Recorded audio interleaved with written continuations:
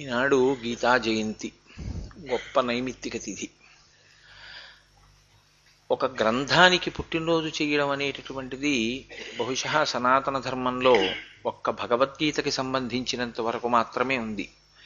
ఇతర గ్రంథముల యొక్క ఆవిర్భావ దినంగా ఒక జన్మదినోత్సవంగా చేయడం అనేటటువంటిది సాధారణంగా ఇంత విశేషంగా కనపడదు. ఒక్క భగవద్గీత విషయంలో మాత్రం చాలా గొప్ప పూజ్య భావనని ఆవిష్కరిస్తూ అందరూ ఆ భగవద్గీత పట్ల తమకున్నటువంటి భక్తిని ఇవాళ ఆవిష్కరిస్తూ ఉంటారు. మీరు చూడండి, సనాతన ధర్మంలో చిట్ట చివరి ప్రయోజనం ఒకటే. ఎందులోంచి విడిపోయి వచ్చాము అన్న భ్రాంతిలో ఉన్నామో దానిలో కలిసిపోవడమే చిట్ట చివరి యొక్క ప్రయోజనం. అందుకే అవ్యక్తము అని ఒక మాట. అవ్యక్తము అంటే మీరు వెనక్కి వెడుతూ వస్తే, ఎందులోంచి వచ్చాము అన్న పరిశీలన చేసుకుంటూ వెడితే అన్నీ దేంట్లోంచి వచ్చాయో అందులోకి చేరిపోవడానికి కావలసినటువంటి మార్గాన్ని సుగమం చేసుకుని దాన్ని చేరడానికి కావలసిన రీతిలో అనుష్ఠాన పర్యంతంలోకి ఉపాసనని తెచ్చుకోగలిగినటువంటి ప్రక్రియ సనాతన ధర్మమునందు సర్వభూమికలలో ఉన్న వారికి అనుగ్రహింపబడుతుంది. ఏదో ఒక స్థాయిలో ఉన్న వాళ్ళకి మాత్రమే మేము అందించగలం తప్ప ఆ స్థాయి కన్నా కింద ఉన్న వాళ్ళకి కానీ ఆ స్థాయి పైనున్న వాళ్ళకి కానీ ఇది పనికిరాదు అన్న మాట ఉండదు. అందుకే వాసుదేవ సర్వమితి అని నమ్మినటువంటి వాడు, అనుభవంలోకి వచ్చినటువంటి జ్ఞాని ఈశ్వరుడి కాళ్ళు పట్టుకుంటాడు భక్తితో. అందరికన్నా అట్టడుగున పడిపోయి ఉన్నటువంటి వాడు కనీసం నామంతో ఈశ్వరుణ్ణి పట్టుకుని ఎక్కడం మొదలు పెడతాడు. అన్ని భూమికలలో ఉన్న వాళ్ళని ఉద్ధరించడానికి సనాతన ధర్మం ఉంటుంది తప్ప ఏదో ఈ స్థాయిలో ఉన్న వాళ్ళకి మాత్రమే ఇది పనికి వస్తుందని చెప్పడమో, లేకపోతే నేనిది అంటాను ఇది ఇలా ఎందుకు అని నువ్వు అడగడానికి వీల్లేదు, నేను చెప్పింది నువ్వు పాటించంతే అని శాసనపూర్వకంగా మాట్లాడడం ఉండదు సనాతన ధర్మంలో. అసలు సనాతన ధర్మం యొక్క వైభవం అంతా ఎక్కడ ఉంటుందంటే గురు శిష్యుల ఇద్దరి యొక్క సమన్వయంలో ఉంటుంది. ఆ గురువుగారి పాదాలు పట్టుకుని గురువుగారి దగ్గర కొత్త విషయాలు తెలుసుకుని అనుష్ఠాన పర్యంతంలోకి తెచ్చుకోవడానికి గురు శిష్యుల యొక్క సమాగమం వచ్చింది తప్ప అసలు గురువుగారు బోధ అన్నది ఏమీ చెయ్యలేదనుకోండి. శిష్యుడు గురువుగారి దగ్గర నుంచి తెలుసుకుని తన జీవితంలో కొత్తగా ఒక అనుష్ఠానాన్ని చేసి దాని వలన జ్ఞానాన్ని పొందకపోతే అసలు ఆ గురు శిష్య సంబంధం అర్థం లేని సంబంధమై కూర్చుంటుంది. అది మహాత్ములైన వాళ్ళు దృష్టిపాతం చేత చెయ్యవచ్చు, లేదా మౌనము చేత చెయ్యవచ్చు. భగవాన్ రమణుల వంటి వారు మౌనాన్ని ఆశ్రయించి శిష్యుల్ని ఉద్ధరించినటువంటి స్థితి ఉంది. నోరు విప్పి మాట్లాడి తన మాటల చేత అవతల వారిలో ఉండేటటువంటి అజ్ఞానాన్ని దహించినటువంటి గురువులు చాలామంది ఉంటారు. గురు శిష్య సంబంధం యొక్క పరమ ప్రయోజనం ఈశ్వరుడి వైపుకి తిప్పగలగడమే. ఇటువంటి సనాతన ధర్మంలో యుద్ధభూమి యందు ఆవిష్కరింపబడినటువంటి తత్వ ప్రతిపాదకములు, యుద్ధభూమినందు ఆవిష్కరింపబడినటువంటి చాలా అమృతభాండతుల్యమైనటువంటి గ్రంథరాజములు రెండున్నాయి. ఒకటి రామరావణ సంగ్రామంలో శ్రీరామచంద్రమూర్తికి అగస్త్య మహర్షి ఉపదేశం చేసినటువంటి ఆదిత్య హృదయం. అది యుద్ధభూమిలోనే వచ్చింది. బల అతిబల అనేటటువంటి విద్యల్ని విశ్వామిత్ర మహర్షి చేత ఉపదేశం పొందినటువంటి రామచంద్రమూర్తి రావణాసురుడితో యుద్ధం చేసేటప్పుడు బడలిపోయారు. అంతటి రాముడు కూడా అసలు ఈ రావణ సంహారం ఎలా చెయ్యగలను అని ఒక రకమైన నిర్లిప్తతకి వశుడైనటువంటి స్థితి ఏర్పడింది. అటువంటి సమయంలో ఆయన పిలిచారా పిలవలేదా, అడిగారా అడగలేదా అని చూడకుండా తనంత తాను వచ్చారు అగస్త్య మహర్షి. రాముడు పిలవలేదు, పిలవకుండా వచ్చారు. దీన్ని గురుకటాక్షము అంటారు. గురుకటాక్షము అంటే గురువుగారిని సేవించగా లేదా మీరు ధర్మాన్ని పట్టుకుని అనుష్ఠించగా గురువుగారి యొక్క అనుగ్రహం కలుగుతుంది. ఈశ్వరుడే గురువుగా వస్తాడు ఒక్కొక్కనాడు. ఆ గురువు మంచి పక్వమైన సమయంలో అనుగ్రహిస్తాడు.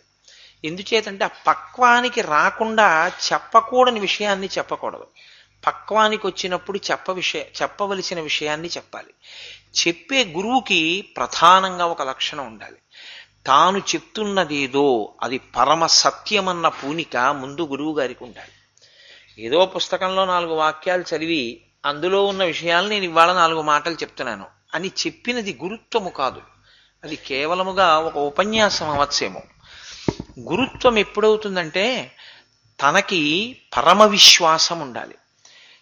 ఏది పెద్దల చేత చెప్పబడిందో, ఏది పూర్వాచార్యుల వలన గురువుల వలన చెప్పబడిందో, ఏది శాస్త్రముల చేత చెప్పబడిందో అది పరమ సత్యము. ఈ పూనిక గురువుకు ఉండాలి. అందుకే ఆదిత్య హృదయం దీన్ని నిరూపణం చేస్తుంది. రాముడు అడగకుండా అగస్త్యుడు వచ్చాడు. వచ్చినవాడు ఎంత ప్రేమతో పిలిచాడంటే రామ రామ మహాబాహో అంటాడు. రామ రామ 2 మాటలు పిలుస్తాడు. వత్స అంటాడు. గురువుగారు శిష్యుణ్ణి వాత్సల్యంతో ఆవు దూడని ప్రేమించినంతగా ప్రేమించి పిలుస్తారు. పిలిచి ఆదిత్య హృదయం చెప్పేసి ఉపదేశం చేసేసి ఈ ఆదిత్య హృదయం చదువుకో రావణుణ్ణి చంపేస్తావు అన్నారు. ఇప్పుడు రాముడు ఇన్ని అస్త్రాలు ప్రయోగించాను, రావణ సంహారం అవ్వలేదు. ఇన్నాళ్ళ నుంచి యుద్ధం అవుతోంది, రావణ సంహారం అవ్వలేదు. గురువుగారు చెప్పిన ఇది నేను చదివేస్తే రావణ సంహారం అయిపోతుందా అన్న స్థితిలో రాముడు ఉంటే అగస్త్యుడు రాడు. చెప్పకూడదు, చెప్పడు. నా దగ్గర ఏమున్నాయో వాటికన్నా గురుముఖత వచ్చినదేదో అది పనిచేసి తీరుతుంది. నమ్మాడు రామచంద్రమూర్తి. ఉపదేశించాడు అగస్త్య మహర్షి. ఉపదేశించిన అగస్త్య మహర్షి రావణ సంహారం అయ్యే వరకు లేరు. జగామచ యథాగతం ఆదిత్య హృదయాన్ని ఉపదేశం చేసేసిన వెంటనే ఆయన వెళ్ళిపోయారు. ఎందుకు వెళ్ళిపోయారు అంటే మిగిలిన వాళ్ళు రావణ సంహారం చూడ్డానికి నించున్నారు. అగస్త్య మహర్షికి ఎంత నమ్మకం అంటే నేను ఆదిత్య హృదయం ఇచ్చేసిన తర్వాత ఇంకా చంపకపోవడం ఏమిటి, చచ్చిపోతాడు రావణాసురుడు. ఆయన వెళ్ళిపోయారు. అంటే అంత విశ్వాసం గురువుకి. అంత విశ్వాసమున్న గురువు శిష్యుడికి ఏది చెప్పాడో అది విస్ఫోటనము. అది శిష్యుని యందు అలా పనికొస్తుంది. ఏది ఎప్పుడు చెప్పాలో ఆ పక్వమైనటువంటి స్థితిలో చెప్తే తప్ప దాన్ని శిష్యుడు అందుకోవడంలో కూడా పరిణతిని పొంది అందుకోవడం అనేటటువంటిది సంభవమయ్యే విషయం కాదు. మీరు చూడండి, ఎప్పుడు పడితే అప్పుడు విత్తనాలు వేయడం కుదరదు. భూమిని బాగా దున్నాలి, మెత్తగా తయారు చేయాలి, వర్షం పడాలి, అప్పుడు విత్తనం పెట్టాలి. అలాగే శిష్యుడు యోగ్యమైన స్థితికి వచ్చాడు, ఇప్పుడు చెప్పింది ఇంకా బాగా నాటుకుంటుంది, ఇతనికి ప్రధాన ప్రయోజనాన్ని నెరవేరుస్తుంది అనుకున్నప్పుడు గురువు ఉపదేశం చేస్తాడు. ఆ సమయం వరకు అలా ఎదురు చూస్తుంటాడు ఆయన. అప్పుడు తన కటాక్షాన్ని ప్రసరిస్తాడు. అలా ప్రసరించడం వల్ల గురువుగారికి ఉపయోగం ఏమిటి? ఏమీ ఉండదు. అసలు నిజంగా గురువుగారికి ఏదైనా ఉపకారం చెయ్యాలి అనుకుంటే అలా చెయ్యగలిగిన వాడు లోకంలో ఉండడు. ఎందుకంటే గురువుగారికి ఏం ఉపకారం చేస్తారు? లోకంలో తల్లికి తండ్రికే ఉపకారం చేయలేరు మీరు. శరీరం ఇచ్చిన వాళ్ళు ఈ జన్మలో తల్లిదండ్రులు ఈ శరీరం ఇచ్చారేమో కానీ వచ్చే జన్మలో మళ్ళీ ఇంకో తల్లిదండ్రులు శరీరం ఇస్తారు. అసలు శరీరమే మళ్ళీ పుచ్చుకోవలసిన అవసరం లేని స్థితిలో జ్ఞానం ఇవ్వగలిగినటువంటి గురువుకి ఏం ఉపకారం చేస్తారు మీరు? కాబట్టి గురువుకి శుశ్రూషే తప్ప గురువుగారు ఆ శరీరంతో 10 కాలాలు ఉండేటట్టుగా ఆయన్ని సేవించడమే తప్ప గురువుగారికి కొత్తగా చేసే ఉపకారం ఉండదు. ఎందుకంటే గురువుగారికి ఇది లేదన్న భావన ఉంటే కదా మీరు ఇవ్వడం. అందుకే గురువుకి లోకంలో ప్రత్యుపకారము లేదు. కాబట్టి ఆదిత్య హృదయం యుద్ధ భూమిలో వచ్చింది. అలాగే కురుక్షేత్ర యుద్ధంలో వచ్చింది భగవద్గీత. భగవద్గీత 18 అధ్యాయములుగా చెప్పబడింది. ఎటువంటి సమయంలో ఎటువంటి ప్రదేశంలో శిష్యుడు మంచి యోగ స్థితిలో ఉండగా ఎటువంటి పక్వమైన కాలంలో ఉపదేశం చేస్తే శిష్యుణ్ణి బాగా పట్టుకుంటుందో అప్పుడు ఉపదేశం చేశారు కృష్ణ భగవానుడు. నిజంగా కూడా అటువంటి ఉపదేశం చేయవలసింది యుద్ధకాలంలోనే చెయ్యాలి. యుద్ధకాలం అంటే నా ఉద్దేశ్యం దెబ్బలాడుకుంటూ ఉండడము అని కాదు. యుద్ధకాలము అంటే కార్యాచరణయందు ఉద్యుక్తుడై కర్తవ్యమేది బాధ్యతేది, కర్తవ్యమునకు బాధ్యతకు తేడా ఏది, ధర్మమేది, చెయ్యవలసినదేది, చెయ్యకూడనిదేది. శిష్యుడు అయోమయావస్థకి గురి అయి గురువుగారి పాదములు పట్టుకోవడం వినా మార్గం లేని స్థితికి చేరినప్పుడు గురువు మాట్లాడితే బాగా పట్టుకుంటాడు శిష్యుడు. ఆకలేసిన వాడికి పెట్టిన అన్నానికి, కడుపు నిండిన వాడికి పెట్టిన అన్నానికి, బాగా శ్రద్ధాళువై వింటుండగా దాని అవసరం కలిగినప్పుడు చెప్పిన దానికి, బయట వర్షం పడుతోందని పందిట్లోకి వచ్చి వినడం కోసం చేరిన వాళ్ళకి చెప్పడానికి తేడా లేదు, చాలా తేడా ఉంటుంది. కాబట్టి శిష్యుడు ఆ స్థితిని పొందితే తప్ప గురువు ఉపదేశం చెయ్యరు. కురుక్షేత్ర సంగ్రామంలో ఆ స్థితిని అర్జునుడు పొందాడు. శిష్యుడు ఆ స్థితిని పొందితే గురువుగారు అప్పుడు ఉపదేశం చేస్తారు. అర్జునుడికి ఆ ఉపదేశం పొందడానికి కావలసినటువంటి స్థితి కురుక్షేత్ర సంగ్రామంలో వచ్చింది. ఎందుకని అంటే అప్పటి వరకు అర్జునుడు అస్త్రాల మీద అస్త్రాలు తెలుసుకుంటూనే ఉన్నాడు. ఇంత అస్త్ర సంపద సంపాదించాడో, ఇదంతా దేని కొరకు? కురుక్షేత్రంలో శత్రు సంహారం చెయ్యాలి, నేను అన్నయ్యకి రాజ్యం తెచ్చి పెట్టాలి, నా ధర్మాన్ని నేను నిర్వర్తించాలి. ఇప్పుడు ఆయన కర్తవ్యం ఆయన చేసుకుంటూ విడుతుండగా నువ్వెప్పుడూ కర్తవ్యం విషయంలో ఇలాగే ఉండాలని బోధించవలసిన అవసరం కృష్ణ భగవానుడికి లేదు. ఎప్పుడు తన కర్తవ్యాన్ని తాను మరిచిపోయాడో, ఎప్పుడు కర్తవ్యం విషయంలో అయోమయావస్థకి గురయ్యాడో అప్పుడు ఈశ్వరుడు జోక్యం చేసుకోవాలి. అర్జునుడు కేవలం సమస్త జీవకోటికి ప్రతినిధి. భగవద్గీత విషయంలో వచ్చిన గొప్పతనం ఏమిటంటే, సాధారణంగా ఉపదేశము అన్నది జరిగినప్పుడు గురు శిష్య స్థాయిలో ఇద్దరి మధ్య ఉంటుంది. అది అందరికీ ప్రయోజనమయ్యేటటువంటి స్థితి ఉంటుంది అని చెప్పడం కష్టం. ఒక గురువు ఒక శిష్యుడు ఉపనిషత్తుల్లా మాట్లాడుకుంటే దాని తత్వం వేరు. కానీ ఒక ఉపదేశం చేసినటువంటి స్థాయిలో అది శిష్యుణ్ణి అనుగ్రహిస్తుంది. కానీ అది లోకమునకంతటికీ ప్రయోజనకారి కావాలని లేదు. ఆదిత్య హృదయం అలా లోకానికి ప్రయోజనమైంది. మళ్ళీ భగవద్గీత అలా పనికొచ్చింది. ఎందుకు పనికొచ్చింది అంటే, అర్జునుడు ఏ స్థితిలో ఉన్నాడో సాధారణంగా జీవకోటి అంతా ఆ స్థితిలోనే ఉంటుంది. నేను సాధారణంగా అన్న మాట ఎందుకు వాడానంటే, కోటాను కోట్ల మందిలో ఎవరో ఎక్కడో ఒక్కడే నేను పుట్టుక చేత యోగిని అన్న స్థితికి చేరినవాడు ఉంటాడు. అసలు అలా చేరకుండా నేను పుట్టుకతో యోగిని అనుకున్న వాడి గురించి నేను మాట్లాడటలేదు. నిజంగా స్థితిని పొందిన కారణ జన్మలు ఉంటారు. అటువంటి వారి విషయంలో వారికి ప్రత్యేకంగా బోధ, ఆ స్థితిని పొందడం అలా ఉండదు. వాళ్ళు గత జన్మలలోనే గురువుని సేవించి ఉంటారు తప్ప వాళ్ళకి కూడా గురువు అవసరం లేదు అని చెప్పకూడదు, వారు కూడా గురువు అవసరం లేదని చెప్పరు కూడా. మీరు చూడండి, భగవాన్ రమణుల జీవితంలో ఆయనకి గురువు గారు లేరు.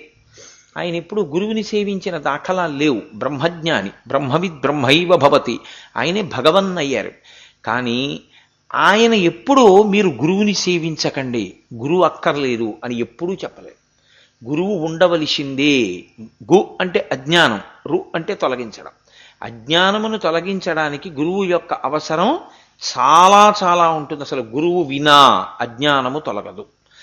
కాబట్టి కురుక్షేత్రంలో అర్జునుని యొక్క స్థితి కేవలం అర్జునుడనబడేటటువంటి వ్యక్తికి పరిమితమైన స్థితి కాదు.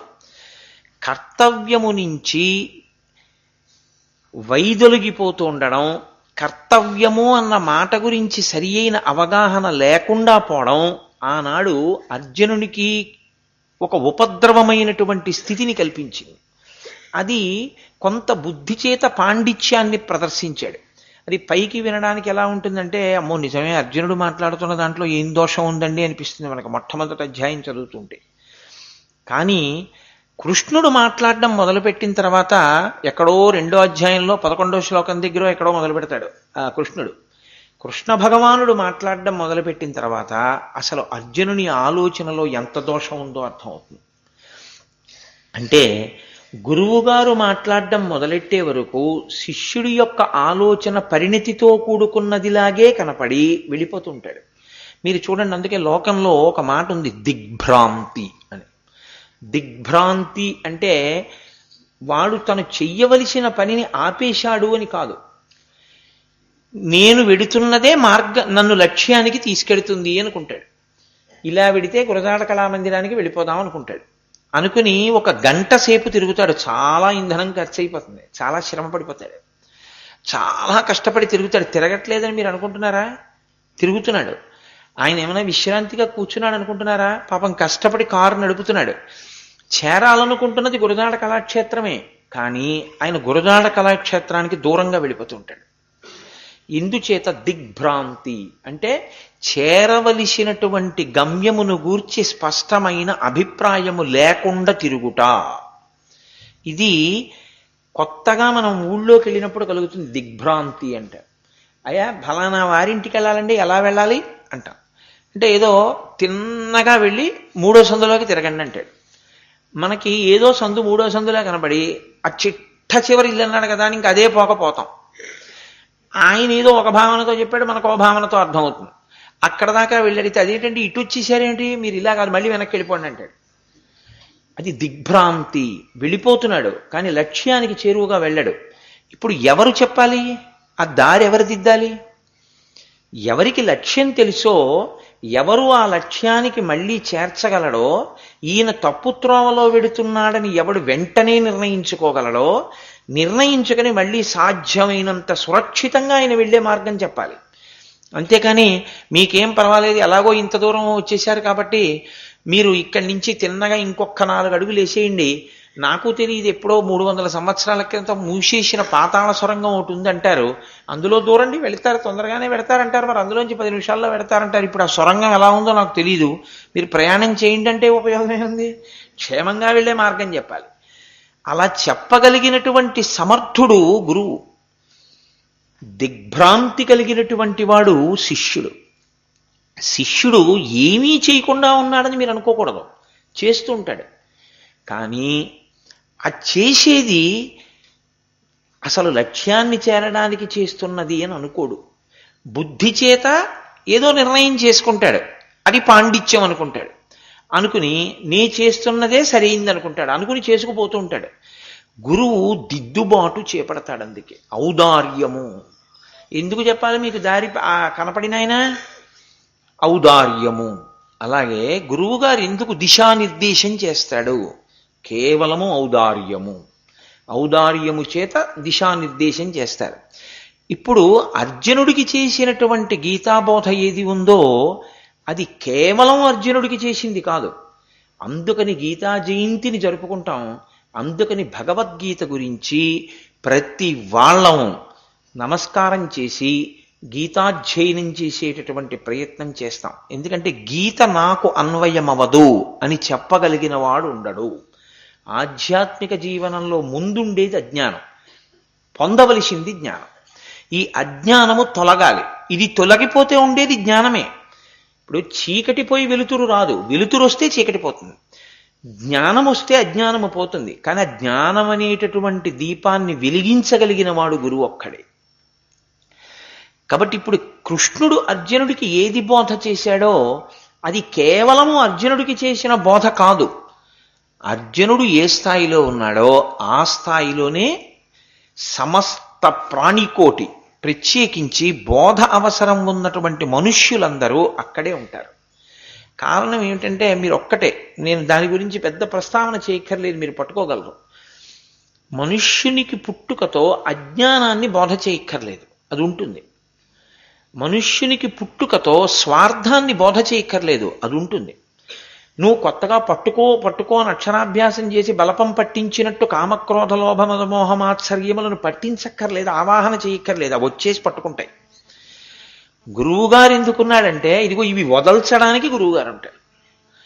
అది వదల్చడానికి గురువు లేడనుకోండి, తానున్న మార్గం చాలా సంతోషంగా ఉందనుకుంటాడు. రామకృష్ణ పరమహంస ఒక మాట చెప్తుండేవారు, ఒంటెకి ఒక లక్షణం ఉంటుంది, అది బాగా పెద్ద పెద్ద ముళ్ళు ఎక్కడుంటాయో అక్కడికి వెళ్ళి ఆ ముళ్ళని కురికే ప్రయత్నం చేస్తుంది. అంత పెద్ద పెద్ద ముళ్ళు, అందులో ఎడారుల్లో పెరిగేటటువంటి ముళ్ళ చెట్లు చాలా భయంకరంగా ఉంటాయి.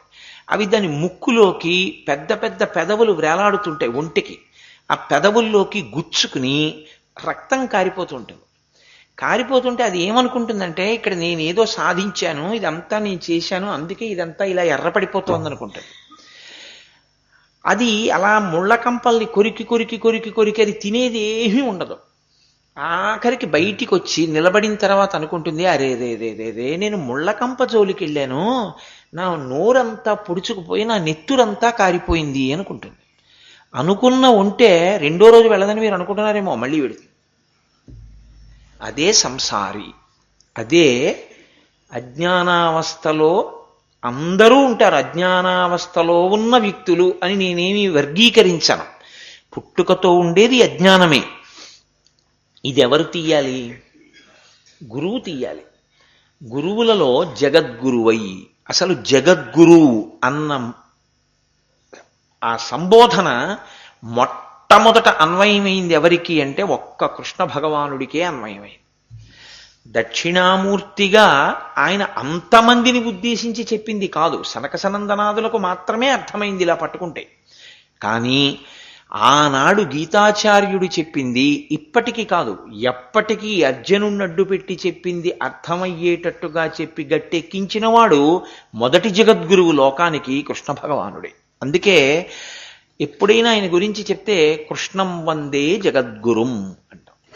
జగద్గురువుగా కృష్ణుడు ఈ లోకానికి చేసిన గొప్ప ఉపకారము గీతని ప్రవచనం చేయడమే, గీతాబోధ చెయ్యడమే.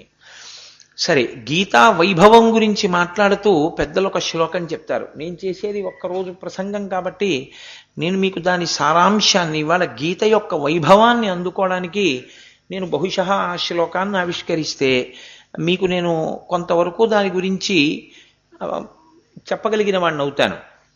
అందులో అంటారు, సర్వోపనిషదా గీత, అది సర్వ ఉపనిషత్తులు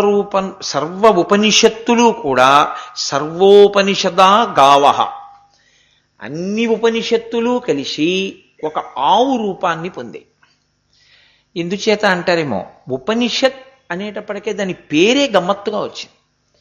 ఉపనిషత్తులు వేదముల యొక్క చిట్ట చివర ఉంటాయి. వేదము రాజశాసనంలా మాట్లాడుతుంది. రాజశాసనం ఉందనుకోండి, మీరు దాన్ని తిరిగి ప్రశ్నించలేరు. రాజుగారు శాసనం అంటే అలా ఉంటుంది, సైకిల్పై ఇద్దరు ఎక్కరాదు అన్నారు అనుకోండి, మేమిద్దరం సన్నగా ఉంటాం, మా సైకిల్ తీసుకెళ్ళగలదు, మేము ఎందుకు ఎక్కలేదని మీరు అడగకూడదు. మీరు సన్నగా ఉన్నారో లావుగా ఉన్నారో అనవసరం, ఇద్దరు ఎక్కకూడదంటే ఎక్కకూడదంతే. అది రాజశాసనం అంటే.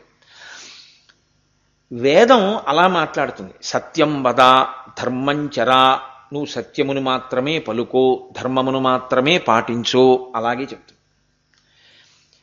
కానీ మీరు తిరిగి అడగడానికి అవకాశం ఉండదు. మీరు అడగడానికి వేదమును చెప్పినవాడు మీతో మాట్లాడడానికి ఎదురుగుండా ఉండడు. ఎందుచేతంటే వేదము ఎవరి చేత చెప్పబడింది? ఈశ్వరుడి చేత చెప్పబడింది. ఆ ఈశ్వరుడు మీ ఎదురుగుండా వచ్చి కనపడేవాడు కాడు, స్థూల రూపంలో ఎవరో మహాత్ములకి కనపడతాడు. అందుకని మీరు ఆయనని ప్రశ్నించే అవకాశం ఉండదు. కానీ వేదముల చివర ఉండేటటువంటి ఉపనిషత్తు దగ్గరికి వచ్చేటప్పటికీ అది జ్ఞానకాండ. అక్కడికి వచ్చేసరికి కేవలము ఈశ్వరుడు మాట్లాడడం కాదు, గురు శిష్యులు మాట్లాడుకుంటారు. అందుకే ఉపనిషత్తులన్నీ ప్రశ్న రూపంలో ఉంటాయి. అందుకే ఉపాసన అంటే దగ్గరగా కూర్చుండుట. ఈశ్వరుడికి దగ్గరగా కూర్చుని చేసేది ఏది ఉందో, దగ్గరగా కూర్చోవడం అంటే నా ఉద్దేశం పూజామందిరానికి దగ్గరగా అని కాదు, మనసు ఆయనకి దగ్గరగా జరుగుట, చేసే ఉపచారములు త్రికరణ శుద్ధితో చేయుట, అది ఉపాసన. ఉపనిషద్ అంటే గురువు గారికి దగ్గరగా కూర్చుండుట అంటే ఆయన ఒళ్ళో కూర్చోమని కాదు నా ఉద్దేశ్యం, గురువు గారి మనసుకి దగ్గరగా వెళ్ళుట. గురువు గారు ఏం చెప్దామనుకుంటున్నారో, ఆయన ఏది అనుభవించారో, ఆయనకు ఆ స్పష్టత ఎక్కడి నుంచి వచ్చిందో దాన్ని మీరు అందుకోగలగడం. అది దేనివల్ల సాధ్యమవుతుంది? ఒకే ఒక కారణం వల్ల సాధ్యమవుతుంది. గురువుగారు చెప్పేటటువంటి మాటలను ఒక్క మాట కూడా జారిపోకుండా శిష్యుడు పట్టుకోవాలి. ఎందుచేత అంటే ఆవుకి ఒక లక్షణం ఉంటుంది. మీరొకసారి దాని పొదుగు మీద నీళ్లు చల్లి దూడని విడిచిపెట్టేసి, దూడ వచ్చి ఒక శిరాన్ని నోట్లో పెట్టుకుని చప్పరించి పొదుగులో 2 గుద్దులు గుద్దిందో విడిచిపెట్టేస్తుంది పావురం. ఇప్పుడు మీరు దూడని లాగేసి మోకాళ్ళ మధ్యలో కుండ పెట్టుకుని ఆ శిరములు పట్టుకు లాగుతుంటే అది వెనక్కి తీయదు, పాలని వదిలిపెట్టేస్తుంది. మీరు కుండ సరిగ్గా పెట్టకుండా పాలు పితికారనుకోండి, పాలు నేలపాలైపోతాయి తప్ప, ఊరిని అసాధ్యం, నువ్వేమో కుండ సరిగ్గా పెట్టలేదు అందుకని నేను కాసేపు పాలు ఆపుతున్నాను అని ఆవు ఆపదు. గురువుగారు కూడా తను మాట్లాడడం మొదలు పెడితే ఏ కారణానికి ఇక తాను ఆగడు, ఆయన మాట్లాడేస్తాడు. నువ్వు అన్యమనస్కంగా ఉన్నావు, నువ్వు వింటలేదు, నీకు అందదంతే, పోతుంది అది. అది కుండలో పడకుండా పక్కకి పడిపోయిన పాలు. కాబట్టి గురుముఖత వచ్చేటప్పుడు చాలా జాగ్రత్తగా పట్టుకోవాలి. అది అనుభవసారం. కొన్ని వేల గ్రంథములు చదవడం ఎటువంటిదో గురువుగారు మాట్లాడుతుంటే వినడం అటువంటిది. అది గురువుగారు మాట్లాడడానికి అసలు సహజంగా ఇష్టపడడం. సహజంగా ఆయనకు ఆ కోరిక ఉండదు. ఎందుకుండదంటే ఆయనకి మౌనంలో తనలో తాను రమించడాన్ని ఇష్టపడతాడు, తనలో తాను సంతోషించడాన్ని ఇష్టపడతాడు. కానీ ఎందుకు మాట్లాడతాడంటే తన కర్తవ్యంగా మాట్లాడతాడు. దిగ్భ్రాంతిని తొలగించాలి. అయ్యో నేను చెప్పకపోతే ఎలా, నేను అందుకున్నది ఏదో అది వాళ్ళకి అందిద్దాం అని గురువు మాట్లాడతాడు. కాబట్టి సర్వోపనిషదోగావహ, ఉపనిషత్తులన్నీ ఆవు రూపాన్ని పొందాయి అని మీరు భావన చెయ్యండి కాసేపు. ఆవు రూపమే పొందాయి అని ఎందుకంటారో తెలుసా అండి?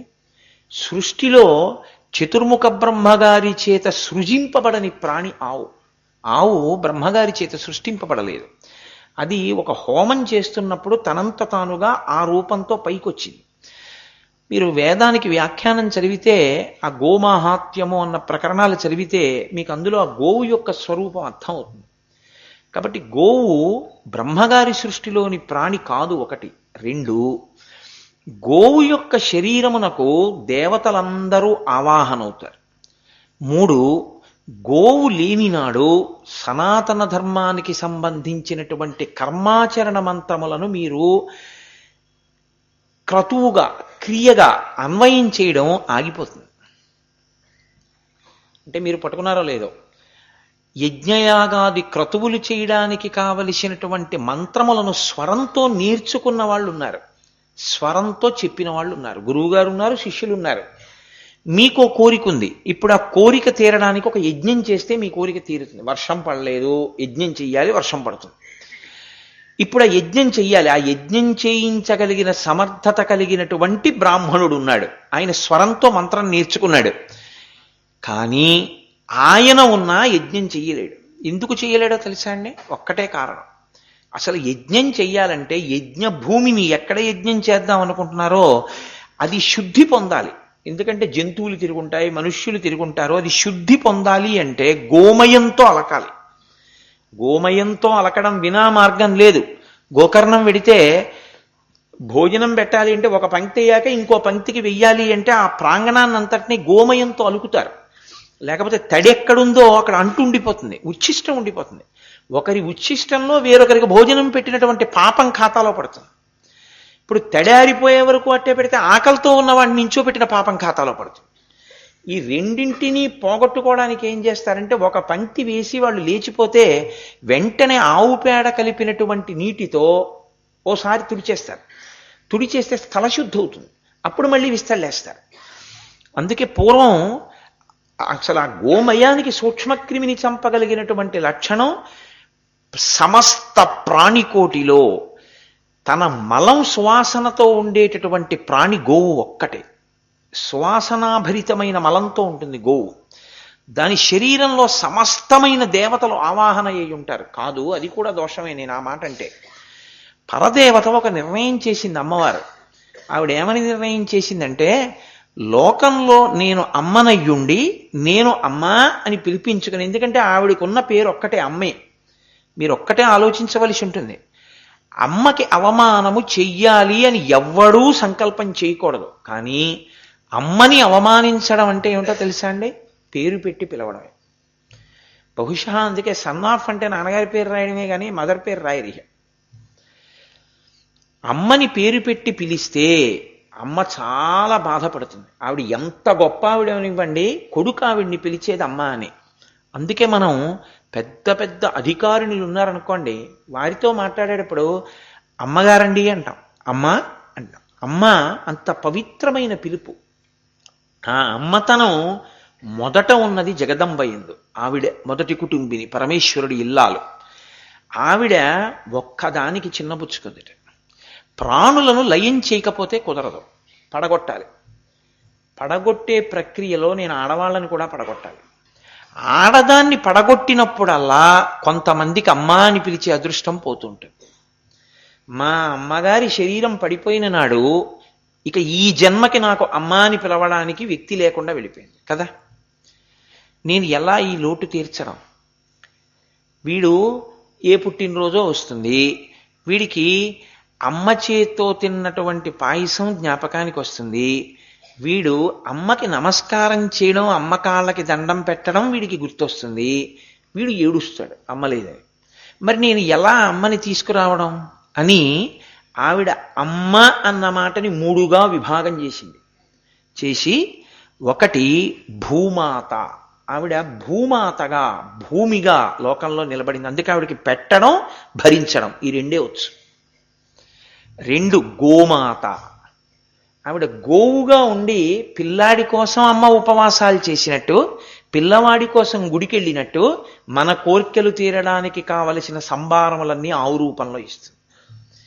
3 పరదేవత, ఆ తల్లి జగదంబగా ఉంటుంది. అందుకే అమ్మ లేదన్న మాట నువ్వు అనడానికి వీల్లేదు అంది అమ్మవారు. నీ పుట్టినరోజు నాడు నువ్వు అమ్మకి నమస్కారం చెయ్యాలనుకుంటే మా అమ్మగారు లేరనద్దు. నువ్వు గోశాలకెళ్ళి ఒక ఆవుకి 2 అరటి పళ్ళు పెట్టి గోవుకి నమస్కరించది మీ అమ్మకి అందుతుంది. అందుకే పీఠాలలో 3 పూజలు చేస్తారు: గజపూజ, అశ్వపూజ, గోపూజ. ఇందులో గజపూజ, అశ్వపూజ పశుపూజయే, గోపూజ పరదేవతా పూజ. గోపూజ పశుపూజ కాదు, గోపూజ సాక్షాత్ పరదేవతార్చన. నేను ఎప్పుడు తరచుగా ఓ మాట చెప్తుంటాను. మహానుభావుడు శృంగగిరి పీఠాధిపతులు చంద్రశేఖర భారతీ స్వామి వారు ఒకానొకప్పుడు శృంగేరిలో శారదామాతని అర్చించడానికి వెళుతున్నారు. ఆ గురునివాస్ నుంచి తుంగా నదిని దాటి శిష్యులు పూజాద్రవ్యాలన్నీ పట్టుకుని వస్తున్నారు. వస్తుంటే తీరా ఆయన గుళ్ళో కెడదామనుకుని వచ్చేటప్పటికి ఇంకొక 4 అడుగుల్లో గుళ్ళో కెడతాననగా ఒక పెద్ద ఆవు ఎక్కడి నుంచో వచ్చి రాజద్వారానికి అడ్డంగా పడుకుంది. శిష్యులు గబగబా పరిగెత్తుకుంటూ వెళ్ళి ఆవుని లేపబోతున్నారు. ఆయన అన్నారు, వద్దు, నేను లోపల వరకు రావక్కర్లేదని పరదేవత బయటికి వచ్చింది, పీట అలా వేయండని ఆ ఆవు దగ్గర కూర్చుని గోమాతకి పూజ చేసేసి తత్శేషం ప్రసాదంగా తీసుకుని ఆయన గురునివాస్కి వెళ్ళిపోయారు. ఆయన శారద గుళ్ళోకి వెళ్ళలేదు. ఆవు వేరు, పరదేవత వేరు కాదు. ఆవే పరదేవత. నేను చెప్పట్లేదు ఈ మాట, వేదం చెప్తోంది, అమ్మవారు చెప్పింది. గోమాత గుహజన్మభూహో, నేనే గోమాతగా లోకంలో తిరుగుతూ ఉంటాను అని. అందుకే పంచగవ్యములు ఆవు దగ్గర నుంచే వస్తాయి. ఆవు దగ్గర నుంచి వచ్చినటువంటి ఆ పంచగవ్యములు లేకపోతే పాలు, పెరుగు, ఆవు యొక్క పేడ, గోమూత్రం ఇలాంటివి బ్రాహ్మణుడు మంత్రం నేర్చుకున్నా మీకు క్రతువేం చేయిస్తాడు? అసలు స్థలశుద్ధికి ఆవు పేడే లేదు, ఏమిటి చేయిస్తారు మీకు? మీకు చేయించడానికి ఏమి ఉండదు. ఏది చేయించాలన్నా ముందు ఆవు ఉండాలి. ఆవు ఉంటే బ్రాహ్మణుడు చేయిస్తాడు. అందుకే బ్రాహ్మణుడు బాగుండాలని చెప్పదు సమాజం. గోబ్రాహ్మణేభ్య శుభమస్తు నిత్యం లోకా సమస్తా సుఖినో భవంతు. ముందు గోవు ఉండాలి, ఆవు ఉంటే ఆవు దగ్గర పంచగవ్యాలు దొరికితే అప్పుడు బ్రాహ్మణుడు ఏదైనా క్రతువు చేయిస్తాడు నీకు. చేయిస్తే అప్పుడు నీకు ఏదైనా తీరని కోరిక ఉంటే ధార్మికమైన కోరిక నీకు తీరుతుంది. కాబట్టి గోవు లేనిదే అసలు సనాతన ధర్మమే లేదు. నేను యథార్థమే మాట్లాడుతున్నాను. అంటే గోవు లేకుండా పోయిందనుకోండి, ఇక సనాతన ధర్మం అన్న మాట లేనే లేదు. గోవు అంత గొప్పది. అందుకని గోవుని రక్షించండి, గోవుని రక్షించండి అనడానికి కారణం అది. ఇప్పుడు సర్వోపనిషదో గావః, ఉపనిషత్తులన్నిటినీ కలిపి చాలా ఉపనిషత్తులు ఉన్నాయి. ఇందులో ప్రధానమైన వాటిని దశోపనిషత్తులుగా స్వీకరించారు. శంకర భగవత్పాదులు భాష్యం ఇచ్చారు వాటికి. ఇప్పుడు ఈ ఉపనిషత్తులన్నీ కూడా ఏం చేస్తుంటాయి అంటే, షద్ అంటే జీర్ణమైపోవడం, నా కానిది, ఉప అంటే దగ్గరికి తీసుకెడతాయి. లోకంలో అన్నీ జీర్ణమైపోతాయి. జీర్ణమైపోవడం అంటే నశించిపోవడం. జీర్ణము కానిది ఒక్కటే ఒక్కటి ఉంది, ఈశ్వరుడు ఒక్కడే. ఆయన అచ్యుతుడు. ఆయన ఒకనాడు ఉండి ఒకనాడు పోయేవాడు కాడు. నీ ప్రయోజనం, జన్మ ప్రయోజనం ఆయనలో కలిసిపోవడం, ఆయనయై నిలబడిపోవడం. కాబట్టి ఇక పుట్టక్కర్లేదు, ఇక చావక్కర్లేదు. ఈ స్థితిని పొందడం దేనివల్ల వస్తుంది? గురువు గారి దగ్గర కూర్చుని ఆ జ్ఞాన భాగాన్ని వింటే నీ అజ్ఞానము తొలగుతుంది. కాబట్టి అది ఉపనిషద్. ఇప్పుడు సర్వోపనిషదో గావః, ఆవులన్నీ కలిసి, ఆవు ఉపనిషత్తులన్నీ కలిసి ఒక ఆవయ్యాయి. ఆవంత పవిత్రమైంది కదండి. ఇప్పుడు మీరు ఉపనిషత్తులు ఆవయ్యాయి అంటే వచ్చిన దోషమేం లేదు. ఉపనిషత్తులన్నీ ఆవయ్యాయి, జ్ఞానమంతా కలిసి ఆవయింది. అయినా ఆ ఒక్కటి అలా నించుందనుకోండి, మీరు పూజ చేయడానికి పనికొస్తుందేమో కానీ గోవు లోకమును సారంగా మార్చాలి. మీరు ఈ మాటను కొంచెం జాగ్రత్తగా పట్టుకోవాలి. మీకు ఎప్పుడైనా బోధ చేసేటప్పుడు విశ్వమునందు విశ్వనాథుణ్ణి చూపించాలి, లోకమునందు లోకేశ్వరుణ్ణి చూపించాలి తప్ప అసలు ఇక్కడెక్కడా నీకేమీ కుదరదన్నాను అనుకోండి, నేను ఏం చెప్పినా అవన్నీ నువ్వు అసలు ఈ శరీరం వదిలిపెట్టాకే పొందుతా ఉన్నాను అనుకోండి, అప్పుడు అనుమానంలో పెడుతుంది. వీడు చెప్పిందంతా నిజమో కాదు అంటే. కాదు, సనాతన ధర్మం యొక్క వైభవం ఏమిటో తెలుసా అండి? లోకమును సారముగా మారిస్తే లోకనాథుడవుతాడు, విశ్వమును సారంగా మారిస్తే విశ్వనాథుడవుతాడు. ఆభరణములను చూడకో బంగారాన్ని చూడు, ప్రమిదలని పిడతల్ని మూకుళ్ళని పాలికల్ని చూడకో మట్టి చూడు, ఇసుకలో చేసిన బొమ్మలు సైకతలింగాలు చూడకో ఇసుక చూడు, కొయ్యతో చేసిన బొమ్మలు చూడకో కొయ్య చూడు. ఇప్పుడు నామరూపములు చూడకో నామరూపములు తయారైన సత్యమును చూడు. అది సత్యవస్తు దర్శనం అసత్య వస్తువును ఆధారం చేసుకునే చెయ్యాలి. అసత్య వస్తువు లోకమే, జగత్తే. జగత్తును ఆధారం చేసుకుని జగన్నాథ దర్శనం చేయించాలి గురువు. అంతేకాని అసలు జగత్తును పక్కన పెట్టేసి మాట్లాడతాను నేను అంటే అది శిష్యుడికి అందే విషయం కాదు. కాబట్టి గోవు సారమును అందించాలి. గోవు ఏం చేస్తుంది? ఇందులోదే తిని మీకు సారం ఇస్తుంది. ఏది తింటుంది అంటే నిజానికి బ్రహ్మమును చేరుకోవడం అన్న స్థితికి వచ్చేశాక ఇదంతా నిస్సారమే. నిస్సారమని మనకు అనిపించింది ఏదో దాన్ని సారం చేస్తుంది. అందుకని గోవుతో పోల్చారు. అది చూడండి ఏం తింటుంది? గడ్డి తింటుంది. మనకెవ్వరికీ అక్కర్లేంది అది కదండి. బుద్ధిహీనుడైపోతే నువ్వు గడ్డి తింటున్నావు ఏమిట్రా అంటారు. ఎందుకు పనికిరానిది అన్ని కోణాల్లో. మీరు చూడండి, అత్యంత చులకన అనుకోండి, గడ్డి పరక కన్నా చులకనండి ఆయన అంటారు. సీతమ్మ తల్లి గడ్డి పరక పెట్టింది రావణాసురుడు వచ్చినప్పుడు. కాబట్టి గడ్డి పరకలన్నీ తింటుంది ఆవు. అన్నీ తిన్న ఆవు గబగబా తిని ఒక చోట కూర్చుని బాగా నెమరవేస్తుంది. కడుపులోకి వెళ్ళిపోయిన దాన్ని గబగబా తిన్నదాన్ని మళ్ళీ ఉండలు ఉండలుగా నోట్లోకి తెస్తుంది. మా చిన్నతనంలో మేము ఆవు నెమరవేయుట అని మాకు ఒక క్వశ్చన్ ఉండేది. బహుశా ప్రాక్టికల్గా అందేది అదే కదూ. నేను స్కూల్ నుంచి వస్తూ ఆవు పడుకుని నెమరవేస్తుంటే మేము అలా చూస్తూ ఉండేవాళ్ళం. గురువుగారు చెప్పారు కదా చూద్దాం. నిజం కూడా మీరు ఇప్పటికీ చూడొచ్చు. ఆవు నెమర వేసేటప్పుడు ఆవు యొక్క ముఖాన్ని మీరు చూడండి, ఆవు తినేటప్పుడు ఉండే ముఖాన్ని చూడండి, చాలా తేడా ఉంటుంది. తినే ఆవు తొందరగా తింటూ వెళ్ళిపోతుంది. నెమర వేసే ఆవు నిలబడి నెమర వేయడం కన్నా పడుకుని నెమర వేయడాన్ని ఇష్టపడుతుంది. అది నెమర వేసేటప్పుడు చాలా మెల్లగా నవ్వులతో అరమోట్పు కన్నులతో ప్రశాంతంగా నెమరవేస్తుంది. గురువుగారి నోటి వెంట వచ్చిన వాక్యములను బాగా పట్టుకుని మళ్ళీ నిధిధ్యాసనంలోకి వెళ్ళేటప్పుడు ఆ స్మరణ చేసేటటువంటి శిష్యుడు అంత జాగ్రత్తగా వాటిని తిప్పాలి. బాగా నవిలి నవిలి నవిలి నవిలి మింగుతుంది. మింగేటప్పుడు గంగడోల్లోంచి ఇలా వెళ్ళడం కనపడుతుంది మీకు. ఇది వెళ్ళిపోగానే నోరు ఖాళీ కదండి, అలా మూసి ఉంచుతుంది. మళ్ళీ ఏదో త్రేయించినట్టు చేస్తుంది. కడుపులోంచి ఒక లొంగ, ఒక ముద్ద ఇలా ప్రయాణం చేసి నోట్లోకి రావడం కనపడుతుంది. చర్మం మించి ఉబ్బుగా కనపడుతుంది. మీరు ఇప్పటికీ చూడొచ్చు. అది మళ్ళీ ఇలా నోరు తెరుస్తుంది. కొంచెం నురగగా ఉన్న పచ్చి గడ్డి ముద్ద కొంత నోట్లోకి వస్తుంది. మళ్ళీ ఇప్పుడు దాన్ని బాగా నవ్వులుతుంది. పనికి మారినటువంటి గడ్డంతా తిన్న ఆవు పసిపిల్లల నుంచి వృద్ధుల వరకు, రోగుల నుంచి ఆయాసం ఉన్నవాడి వరకు తింటే జీర్ణమైపోయే పాలగా మార్చేసి ఈ ప్రక్రియ చాలా కష్టం. అదంత తేలికైంది కాదు.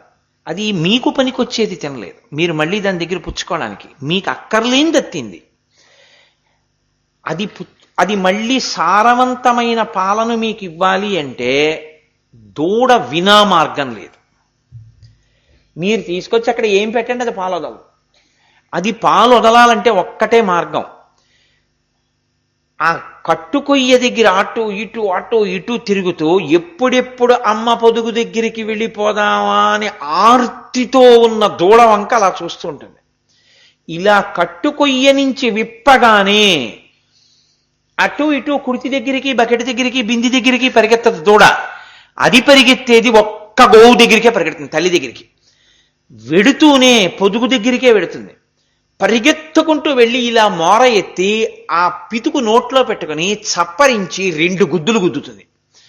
అంతే, వదిలేస్తుంది పాలు.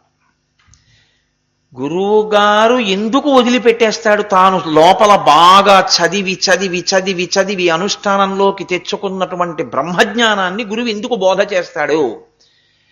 పరిగెత్తుకుంటూ వచ్చి, గురువుగారు మీరు వినానన్ను ఎవరు గట్టెక్కిస్తారని వచ్చి పాదములు పట్టుకుని గట్టిగా తలని పాదాల మీద తాటించి నమస్కరించి తలపైకెత్తి చూచిన శిష్యుని యొక్క పరివేదన చూసి ఉండలేక బోధ చేసేస్తాడు. దాచుకోవడం ఆవుకి ఎలా చేత కాదో, కొంత చెప్పి మిగిలింది చెప్పకుండా ఉండడం గురువు గారికి చేత కాదు. అందుకని అలాగే పోల్చారు. భగవద్గీత గురించి మాట్లాడితే ఆ శ్లోకాన్ని చెప్పారు. కాబట్టి సర్వోపనిషదో గావః. ఇప్పుడు సారవంతమైన పాలు గోవులోనే ఉన్నాయి. సర్వ ఉపనిషత్తుల యొక్క సారాంశమైన బ్రహ్మ విద్య, యోగశాస్త్రము గీతాంతర్గతముగా ఉంది. కానీ గీత ఆవు కడుపులో పాలున్నట్టు ఉపనిషత్తులు ఎవరి గురించి చెప్పాయో, ఎవరి దగ్గరగా మాత్రమే తీసుకెళ్లగలవో, ఎవరి అనుగ్రహంతో ఉపనిషత్తులు జ్ఞానముగా ప్రకాశిస్తాయో వాడే మళ్ళీ దాని సారమును లోకానికి చెప్పాలి. కాబట్టి ఇప్పుడు ఈ ఆవు పాలు పితకగలిగిన వాడెవరు? ఆ జ్ఞానమును లోకానికి అందించడానికి అక్కడ కూర్చోడానికి ఎవరు అర్హులు? ఈ గీత చెప్పాలంటే దానికి అర్హుడు భగవద్గీత మొట్టమొదట లోకానికి ఉపదేశం చెయ్యాలి. ఎవరు చెప్పాలి? ఈశ్వరుడే చెప్పాలి. ఈశ్వరుడే గురువుగా రావాలి. కాబట్టి ఆయన ఏం చేశాడు? సాక్షాత్తుగా దోక్తః నందగోపసుత, అంటే ఆ నందగోపుని యొక్క కుమారుడైనటువంటి కృష్ణ పరమాత్మయే పాలు పితికేవాడి రూపంలో వచ్చాడు అక్కడికి. అందుకైన పుట్టడం కూడా ఎక్కడ పుట్టాడు? పశుపాలకుల యొక్క కుటుంబంలో పుట్టడానికి కారణం చేతకాని వాడై పుట్టలేదు. ఆయన అలా పుట్టడానికి కారణం ఏమిటంటే ఉపనిషత్తులన్నీ గోవులై తిరుగుతున్నాయి. ఆ ఉపనిషత్తుల యొక్క సారాంశాన్నంతటినీ కూడా భగవద్గీతగా లోకానికి పంచిపెట్టాలి. సాక్షాత్ జగద్గురు, సాక్షాత్ జగదాచార్యుడు, సాక్షాత్ పరబ్రహ్మ. గురువు గారికి పరబ్రహ్మం అభేదం. గురువుగారు ఒకడు, ఈశ్వరుడు ఒకడు కాడు. గురువే ఈశ్వరుడు. గురు బ్రహ్మ, గురుర్ విష్ణు, గురుర్దేవో మహేశ్వర, గురు సాక్షాత్ పరబ్రహ్మ, తస్మై శ్రీ గురవే నమః. తానే పరబ్రహ్మమైన కృష్ణుడే భగవద్గీతని లోకానికి చెప్పాలి. కాబట్టి దోక్తః గోపాలనందన, అందుకని ఆయన పాలు పితికేవాడిగా రావడం కోసం బయట పాలు పితకడం బాగా అలవాటు చేసుకోవడానికి కూర్చున్నవాడిలా గోపాల బాలుర యొక్క కుటుంబంలోకి వెళ్ళి పుట్టాడు. బహుశః లోకంలో అందరికన్నా బాగా కిందకి దిగి రావలసిన అవసరం లేనివాడంటూ ఉంటే గురువు ఒక్కడే. ఎందుకో తెలుసా అండి? మిగిలిన వాళ్ళందరికీ కూడా ఏదో ఒక వస్తువు వలన కాలమునందు దేశమునందు పరిమితమై అధికారమో సంతోషమో ఉంటాయి. ఒక ఆయన అధికారంలో ఉన్నాడు, అది ఎన్నాళ్ళు? ఒంటికి 60 ఏళ్ళు వచ్చేవరకే. ఆ తర్వాత ఇంకా నమస్కారం పెట్టడానికి ఎవడు ఉండడు. కానీ గురువుకి సంతోషం పైవాటి వలన కాదు, తనలో తాను రమిస్తాడు గురువు. కాబట్టి ఆయనకి అవసరమే ఉంది అసలు? ఆయన ఎందుకు మాట్లాడడం? కానీ ఆయన నేను మాట్లాడకపోతే ఎలా అందుతుందని బాగా కిందకి దిగొస్తాడు, దిగొచ్చి మాట్లాడతాడు. ఇప్పుడు అందరికన్నా బాగా కిందకి మనం చూసేది ఎవరినంటే పశువుల్ని పోషిస్తూ ఆవుల వెంట దూడల వెంట తిరిగే వాళ్ళని. ఎందుకంటే వాళ్ళు మొలకడిగితే తలకడగరు, తలకడిగితే మొలకడగరు, అసలు పొద్దున్న స్నానం చేయరు. వాళ్ళు సాయంత్రం స్నానం చేస్తారు. ఆవుల్ని దూడల్ని తెచ్చుకుని సాయంకాలం స్నానం. అసలు నిలవ ఉన్న అన్నం తినవద్దు అని శాస్త్రం. వాళ్ళు తినేదే నిలవ ఉన్న అన్నం. ఎందుకంటే చద్దన్నం మూట కట్టుకుని చిక్కం కట్టుకుని అసలు ఎడంచేత్తో పట్టుకెళ్ళకూడదు అని. అన్నాన్ని ఒక చోటు నుంచి ఒక చోటుకి పట్టుకెళ్ళరు. అలాంటిది ఆ అన్నాన్ని భుజానికి తగిలించుకుని అందున ఏం పట్టుకెడతారు? ఊరగాయలు పట్టుకెడతారు. అంటే నిలవ పెట్టేసిన పచ్చడి అందులో పెట్టుకుని పట్టుకెడతారు. పట్టుకెళ్ళి స్నానం చేసి తినరు. సాయంకాలం ఇంటికి వెళ్ళి స్నానం చేద్దామని స్నానం చెయ్యకుండా పశువుల వెంట వెళ్ళినటువంటి వాళ్ళు ఎక్కడో నిలబడి ఆ ముంత పట్టుకుని ఆ ఊరుగాయ నంచుకుని ఆ అన్నం తింటారు. ఇది శాస్త్రమునకు శాస్త్రవిహితమైన జీవనమునకు బాగా దూరంగా ఉండేటటువంటి జీవనం. అక్కడ పుట్టాడు ఆయన వెళ్ళి. ఇది ఆయన కిందకి రావడంలో ఉన్నటువంటి హద్దు.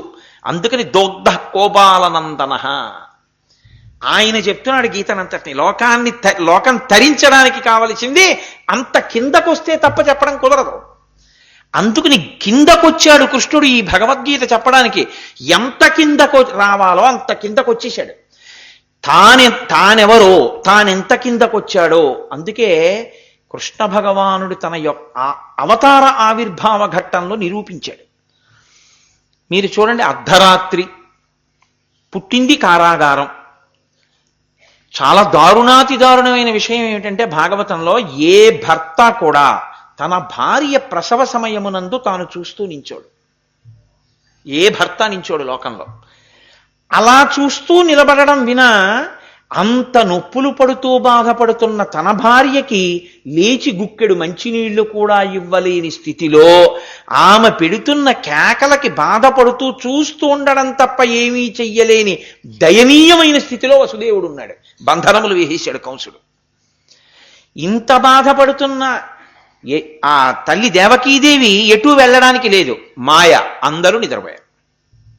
ఆవిడ ప్రసవ వేదన పడుతోంది. లోకంలో సాధారణంగా ఏంటంటే ఎవరు పుట్టారో తల్లిదండ్రులకి తెలుస్తుంది. పుట్టినవాడికి తెలుసు తాను అక్కడ పుట్టాను ఇంకో చోటికి వెళ్ళానని. కన్నవాళ్ళకి పెంచిన వాళ్ళకి తెలియదు వాడు ఇక్కడ పుట్టినవాడు కాడని, పుట్టినవాడు వెళ్ళిపోయాడని. లేకపోతే దేవకీదేవి అక్కడికి వచ్చి యోగమాయ పడుకుంటే ఈ ఆడపిల్ల కోసం ఆవిడ ఆడవడం ఎందుకండి అంటే అంత మాయ కమ్మించాడు. తాను ఎక్కడ పెరుగుతున్నాడో అసలు ఆ నందుడికి యశోదకి తెలియదు ఆ కృష్ణుడు తమ బిడ్డడు కాడని. కృష్ణుడికి తెలుసు నేను వీళ్ళ బిడ్డని కానని. అలా ఉంటుందండి లోకంలో ఎక్కడైనా? కొన్నాళ్ళు పోయిన తర్వాత ఒరే నువ్వు మా అబ్బాయి కాదురా, ఏదో రైతు బజార్లో దొరికావు తెచ్చి పెంచావని వాళ్ళు చెప్పాలేమో. అంతేకాని పిల్లాడికి తెలిసి నేను వీళ్ళ పిల్లాడిని కాను, పసితనంలో వీళ్ళు నన్ను తెచ్చుకున్నారు అని వాడికి తెలిసి తల్లిదండ్రులకు మాత్రం వీడు మా పిల్లాడి కాడని తెలియకుండా ఉండడం అసలు సంభవమా? అది ఆయన మాయా అంటే. అందుకని కదండి అంటాడు యంత్రామూఢాని మాయయా, నేను తిప్పుతున్నానయా ఈ లోకాన్నంతటినీ, నా దుస్తరమైనది నా మాయ, దాన్ని దాటలేరెవ్వరు, అది నా అదుపులో ఉందన్నాడు.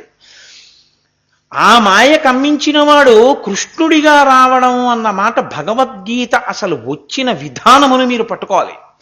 భగవద్గీత రావాలంటే కృష్ణుడు రావాలి. కృష్ణుడు వస్తే కానీ గీత రాదు. కృష్ణుడు ఎలా వచ్చాడు? పసిపిల్లాడిగా పుట్టని అవతారం ఏదైనా ఉంటే కృష్ణావతారం ఒకటే. రాముడు పసిపిల్లాడిగా పుట్టాడు. తతశ్చ ద్వాదశే మాసే చైత్రే నవమికే తిథౌ నక్షత్రే రితిదైవచ్చే సోచ్య సంస్థేషు పంచషు గ్రహేషు కర్కటే లగ్నే వాక్పతాం బిందునా సహా ప్రోద్యమానే జగన్నాథం సర్వలోక నమస్కృతం. 12 నెలలు కౌసల్యా గర్భవాసం చేసి పసిపిల్లాడిగా పుట్టాడు. కృష్ణుడు అర్ధరాత్రి వేళ ప్రసవ వేదన పడినటువంటి దేవకీదేవికి పుట్టినటువంటి పసిపిల్లవాడిగా కనపడలేదు.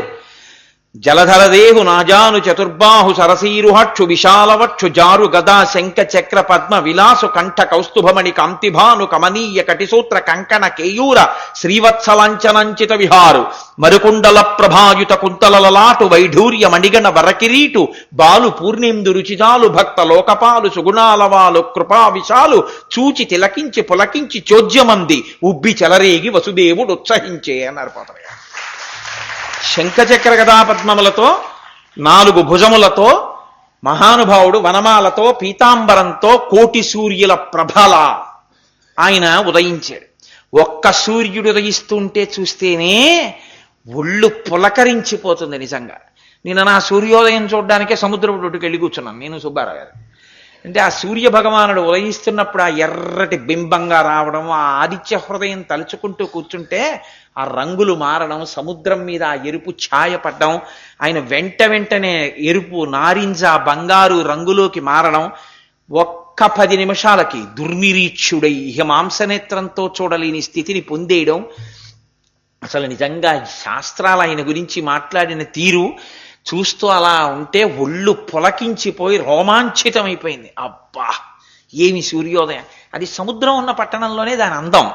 కాబట్టి ఒక్క సూర్యుణ్ణి చూస్తేనే అలా ఉంటే కోటి సూర్యుల ప్రభాభాస. కారాగారంలో పుట్టి నేను ఎందుకు పుట్టానో తెలుసా అని 3 జన్మల వెనక కథ చెప్పాడు. చెప్పినవాడు అమ్మకి నాన్నకి మాయ కమ్మించి తను ప్రాకృత శిశువు అయిపోయి ఏం చెయ్యాలో వసుదేవుడికి చెప్పాడు. అంతే ఊడిపోయాయి అన్నీని. భిజ్యతే హృదయగ్రంథి చింద్యంతే సర్వసంశయా క్షీయంతే శాస్త్రకర్మాణి తస్మిన్ దృష్టే పరావరే. ఆయన పరబ్రహ్మం. ఆ తల మీద పెట్టుకోగానే అన్నీ ఊడిపోయాయి, తలుపులు తెరుచుకుపోయాయి. అంతే అనుమానాలన్నీ పోయాయి, సంకటాలన్నీ నివృత్తి అయిపోయాయి, తాపములన్నీ విడిపోయాయి. అంతే యమున దగ్గరికి వెళ్ళాడు. ఆ శివురికి తెరవసగను ప్రకాశోద్ధత తుంగ భంగ కలిత ధరాసాకాశయగు యమున మును శీతేశునకు పయోధి త్రోవ ఇచ్చిన భంగిన్ అంటారు పోతన గారు. రామచంద్రమూర్తికి సముద్రం దారిచ్చినట్టు యమున దారిచ్చేసింది. యమున అంటే సూర్యుడి కూతురు కాలం. కాలంలో అందరూ పడి వెళ్ళిపోవలసిందే. కాలం దారిచ్చిందంటే కాలాతీతుడయ్యాడు. ఎవరిని తల మీద పెట్టుకుంటే? కృష్ణుణ్ణి తల మీద పెట్టుకుంటే. కృష్ణుడే విష్ణువే వైష్ణవి. అమ్మవారిని తల మీద పెట్టుకున్నా అట్నుంచి వచ్చేటప్పుడు యమున దారిచ్చేసింది. యోగమాయని తల మీద పెట్టుకున్నాడు. అటువంటి కృష్ణుడు సాక్షాత్ పరబ్రహ్మముని అని నిరూపణం చేశాడు పుట్టినప్పుడు. అంతకన్నా ఇంకా నేను ఇప్పుడు భాగవతంలో కృష్ణావిర్భావ ఘట్టం ఎక్కడ చెప్తాను. కాబట్టి అటువంటి కృష్ణ పరమాత్మ పెరగడం ఎక్కడికి వెళ్ళి పెరిగాడు? ఎవరో పట్టుకెళ్ళి పెంచుకున్నది కాదు, తను తండ్రికి చెప్పి వెళ్ళిపోయాడు నందుడి దగ్గరికి.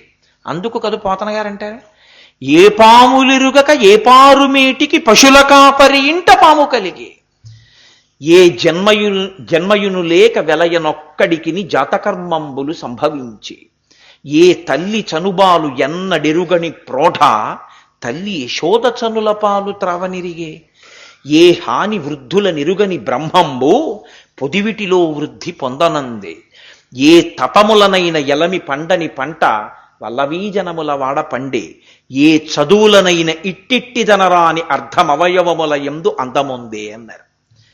ఆయన ఏ కర్మ ఆయనకు అక్కర్లేదు. ఆయన జాతకర్మ చేయించుకున్నాడు. పుట్టడం తెలియనివాడు పశువుల కాపరి ఇంట్లో పెరిగాడు.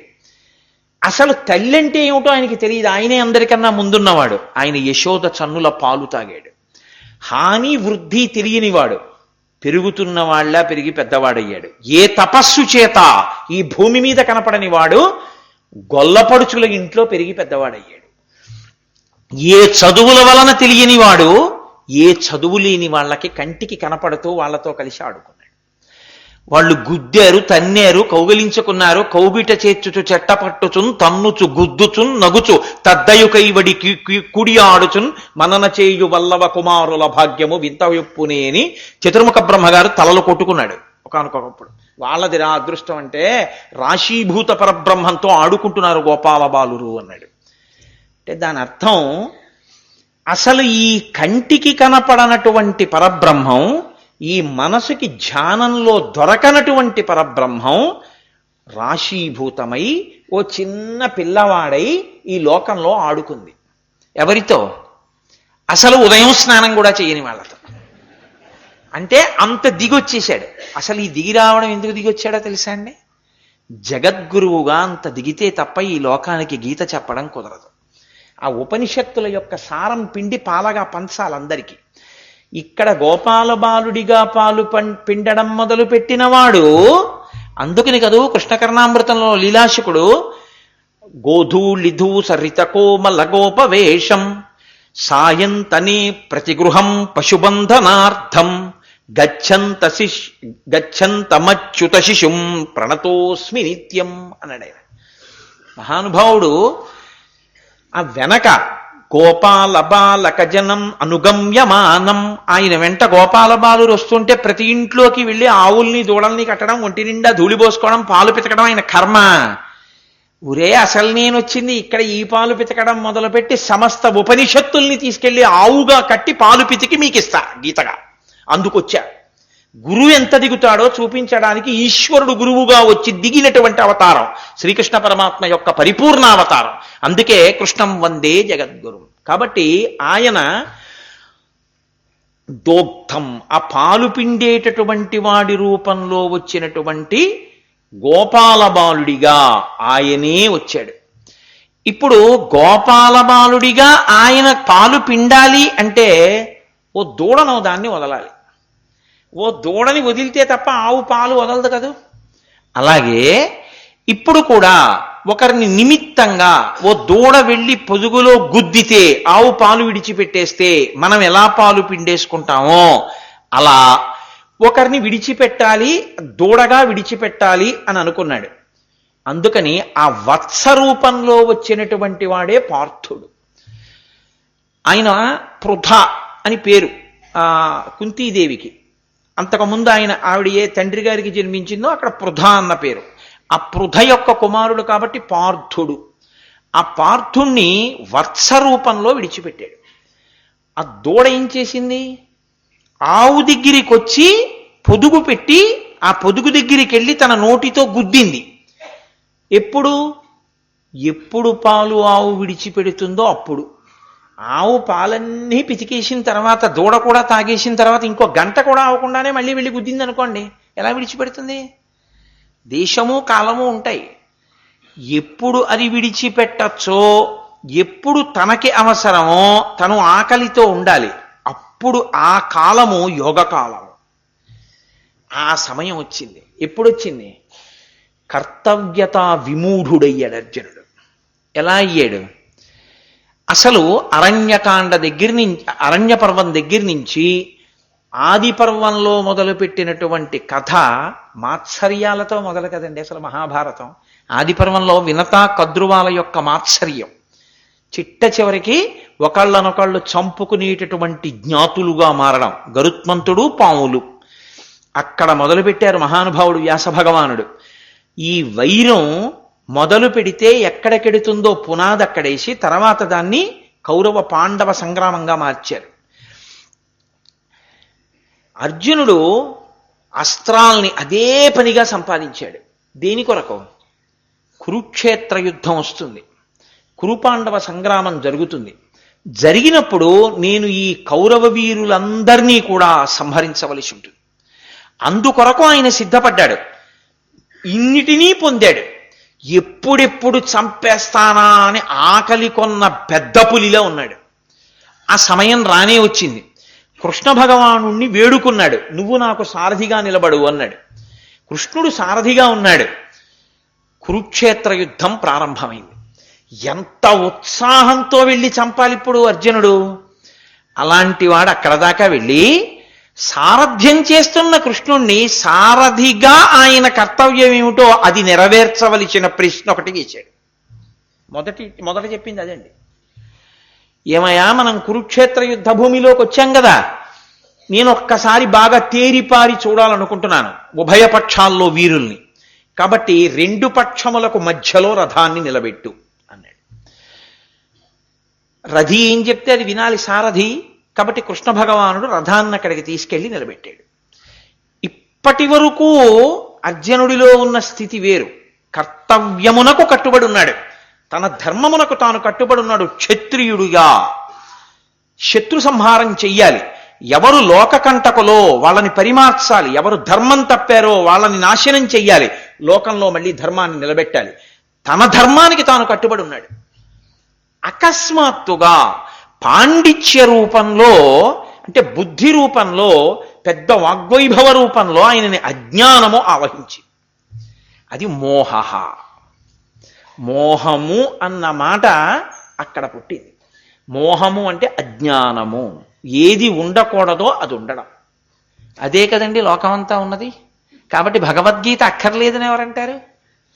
కాబట్టి ఇప్పుడు ఆయనకు అది కలగగానే ఆయన ఇంకొకలా మాట్లాడడం మొదలుపెట్టాడు. ఎంత గొప్పగా మాట్లాడాడో తెలుసా అండి? ఏం మామూలుగా మాట్లాడాడు అనుకుంటున్నారా? ఇప్పుడు నేను భగవద్గీత అంతా చెప్పే ప్రయత్నంలో ఏం లేనుగా. ఒకసారి ఆ భగవద్గీత యొక్క వైభవాన్ని సింహావలోకనం చేయడం వరకే. ఆయన అన్నాడు, అయ్యయ్యో, దేహబంధుత్వాన్ని మొదలుపెట్టాడు. దేహబంధుత్వంతో మొదలుపెట్టడానికి ఇదే అశాశ్వతం. ఈ అశాశ్వతమైన దానికి మళ్ళీ అశాశ్వతమైన వాటితో ఓ ముడి వేసి అన్నాడు, అదిగో మా తాతలు, మా గురువులు, మా సోదరులు, మా బంధువులు, ఎందుకు వీళ్ళందరినీ చంపేయడం? వీళ్ళందరినీ చంపేసి నేను నెత్తుటి కూడు ఆ రాజ్యాన్ని తీసుకున్నాను అనుకో, నాకేమిటి కలిసి వస్తుంది అని ఆశ్చర్యకరమైనటువంటి మాట ఒకటి ప్రతిపాదన చేశాడు. నేను ఇప్పుడు వీళ్ళందరినీ చంపేశాను అనుకో, ఇంటి దగ్గర ఉన్న ఆడవాళ్ళకి భర్తలు ఉండరు. ఇంటి దగ్గర ఉన్న ఆడవాళ్ళకి భర్తలు లేకపోతే కులకాంతలని అన్యులు చేపట్టేస్తారు. అన్యులు చేపట్టేస్తే కుల సంకరం అయిపోతుంది, వర్ణ సంకరం అయిపోతుంది. ఎవరికి ఎవరు జన్మించారో తెలియదు. తెలియకపోతే ఈ చచ్చిపోయిన వాళ్ళు ఉన్నారు చూసావా, వీళ్ళందరూ ఊర్ధ్వలోకాలు చేరుతారు. లుప్తపిండోదక క్రియాహ, అది అక్కడ పెద్ద మాట. అందుకని యోగం అయింది. అర్జున విషాద యోగం ఎందుకైందంటే అయోమయావస్థ.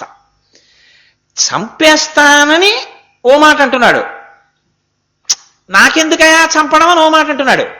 చచ్చిపోవడం అంటే లేకుండా పోవడం కాదని తనే చెప్తున్నాడు. ఎందువల్ల చెప్తున్నాడు? వీళ్ళందరూ ఎక్కడికో చేరుతారంటున్నాడు. అంటే శరీరం చచ్చిపోతుంది తప్ప దానిలో ఉన్న జీవుడు చావడు, ఆయన ఎక్కడికో వెడతాడని ఒప్పుకుంటున్నాడు. ఒప్పుకుంటున్నవాడు శాస్త్రం ఏం చెప్పిందో అప్పుడు నేను అదే చేయవలసి ఉంటుందన్నది మాత్రం మర్చిపోయాడు. ఇది కర్తవ్యాన్ని మర్చిపోవడం అంటే అని అన్నాడు. పతంతి పితరం హేషాం లుప్తపిండోదక క్రియా, వీళ్ళు పైనుంచి కింద పడిపోతారా? రేపు పొద్దున్న వీళ్ళకి పిండ ప్రదానం చేసేవాడు ఉండడు. ఎందుకు ఉండడు?